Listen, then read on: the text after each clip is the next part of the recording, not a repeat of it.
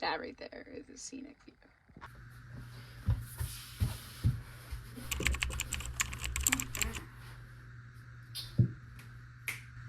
Sam in the van. Felix up there, and not the van for the winter. This is my sort of end of year trailer for the new people joining of what's going to be coming with my new videos, reminiscing me taking a look back since it's New Year's Eve. I've been really thinking about how far I've come. Let's do a little montage of all the cool, fun things I've done. Last winter I was in Saskatchewan, and you know, a month before December I was in BC, so just over a year ago I was on the complete other coast, and now I'm in New Brunswick.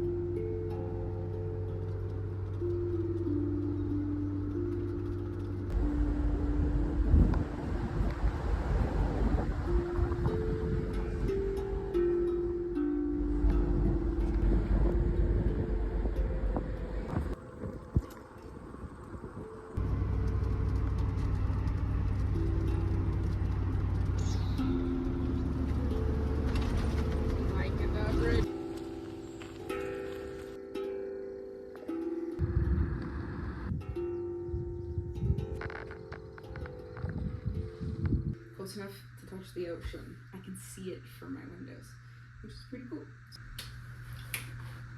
Some of the highlights: 2 boat cruises. I did one in Ontario to the Flashback Island, and then I did another one to Grosse Ile in Quebec. The one in Quebec was more of a guided tour, and it was way more of a tourist attraction. The first trace of human presence that we found on Grosse Ile dates back to 2700. Very informative. They were both super cool. I really loved when I went to Flower Island. Felix came, and it was such a lovely day. So they both had such different pros and cons. I loved them both. It was so much fun. One of the other highlights is paddleboarding, all the activities that I got to do while I was staying in Sauble Beach. The Great Lakes are such a wonder. They reminded me of back home. No wonder my friend from back home, she moved here and has felt at home here, because it reminded me of home so much, being around Owen Sound and the Great Lakes. It's such a beautiful, picturesque place to be. That's what a lot of Canada is, and it did not disappoint. Yeah, I've been staying in Shediac now for the last couple months. I've gotten 2 jobs, and over the summer I stayed in Ontario and I worked a full-time job there at a pizza place. Here I'm working at a gas station and a pet store, and last winter I also worked at a gas station. So I've just been kind of working wherever I can get a job, crushing it out for a season, and kind of living life in that place for a little bit of time. It's worked for me, and it's allowed me to see different places at the same time and experience it, right, for a good amount of time. I've been able to call literally all of these places home. I know a lot of van lifers say that, but I've really truly been able to live it and feel it, and that's been a really unique experience. I've also got to visit a lot of friends along the way, you know, really great friends that I got to see and meet, and there were some new people at all of the jobs, some new amazing souls along the way, and that's been super cool to really put myself into that specific vibe of that town. You know, Sauble Beach was such a party town, and Shediac, quiet, older, like senior level town, so it's way different. Rossler, where I stayed in Saskatchewan, was kind of similar to Shediac, 16th of the size. It was so small. I love small towns. Shediac is a great size. Rossler was too small, so I'm learning some things. You know, I don't like the big city, but there is too small. I'm learning if you're gonna live in a city. I kind of got myself some gauges. You know, a lot of people ask me why am I doing this? Well, that's kind of why I'm Goldilocksing all the different weathers, all the different people, and the vibe. Figuring out what I like and where I want to settle and where I can afford to settle, and you learn different things along the way. Things are different when you own property and land in every country as well. So it's easier to study and learn when you're in that place. So this has been a really cool, interesting trip. I've also sat down and did the numbers of how much money I spent on gas and how many kilometers I traveled. So in a future video, I'll look forward to those numbers if you're interested in them. I think that it's pretty fascinating information. I definitely anticipated that I was going to spend a lot more in fuel, but it turns out old Unit 5 is better at highway mileage than I anticipated it was going to be. And the price of gas, when it's lower, it really does make a big difference, especially on a vehicle that is large and does cost a lot of fuel. So those are just a few of the tidbits that I've been reminiscing about on my current New Year's Eve evening. And yeah, I've been really busy just working basically every day since my family is way back west.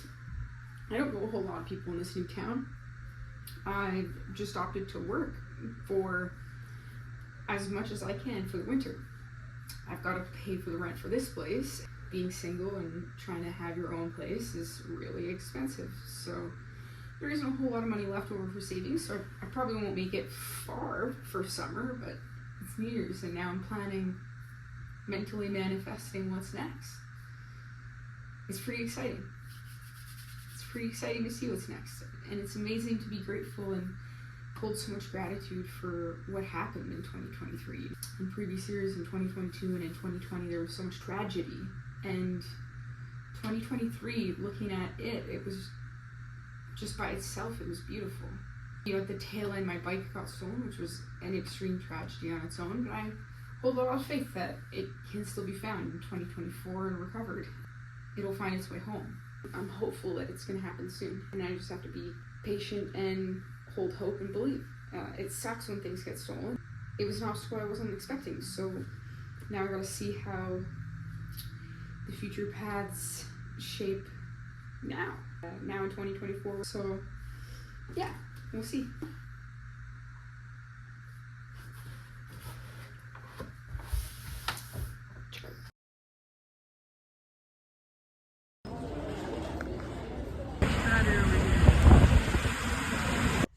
I just want my brochures. They're over there. I don't want to litter. Crap, I shouldn't have knelt down. I'm trying to show you guys. This boardwalk is lined. I hope your following year is as amazing as the last, and even cheers. Happy New Year, guys. So I'm taking a look back at where I've gone and how much I've accomplished, and I never thought I was going to do this 10 years ago, so thanks for a great year. Thanks for watching, viewing, subscribing, and thanks for following along.